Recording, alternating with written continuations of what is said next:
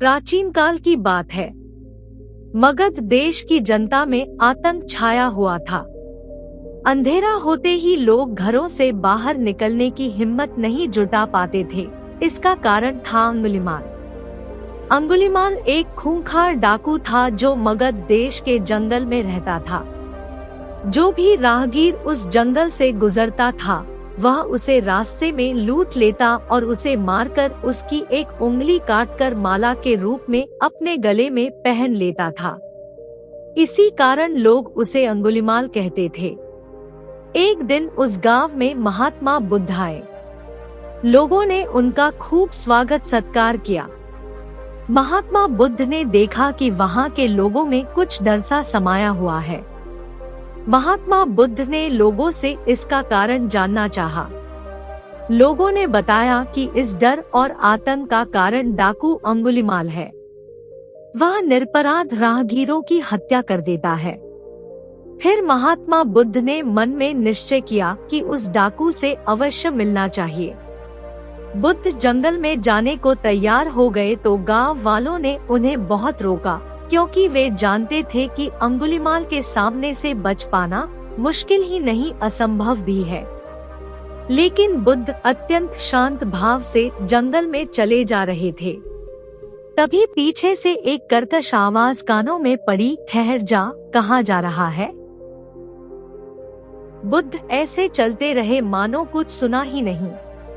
पीछे से और जोर से आवाज आई, मैं कहता हूँ ठहर जा। बुद्ध रुक गए और पीछे पलटकर देखा तो सामने एक खूंखार काला व्यक्ति खड़ा था।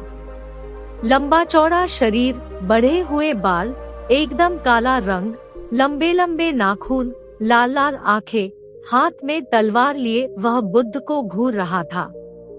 उसके गले में उंगलियों की माला लटक रही थी।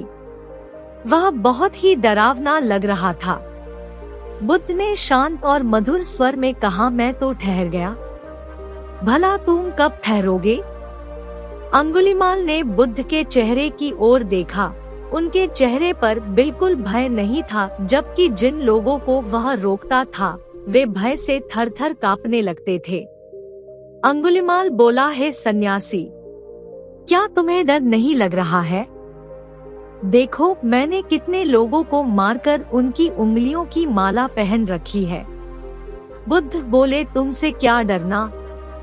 डरना है तो उससे डरो जो सचमुच ताकतवर है। अंगुलीमाल जोर से हंसा और कहा, हे साधु, तुम समझते हो कि मैं ताकतवर नहीं हूँ? मैं तो एक बार में 10-10 लोगों के सिर काट सकता हूँ। बुद्ध बोले, यदि तुम सचमुच ताकतवर हो तो जाओ उस पेड़ के 10 पत्ते तोड़ लाओ।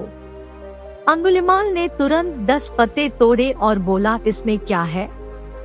कहो तो मैं पेड़ ही उखाड़ लाऊं। महात्मा बुद्ध ने कहा, नहीं, पेड़ उखाड़ने की जरूरत नहीं है।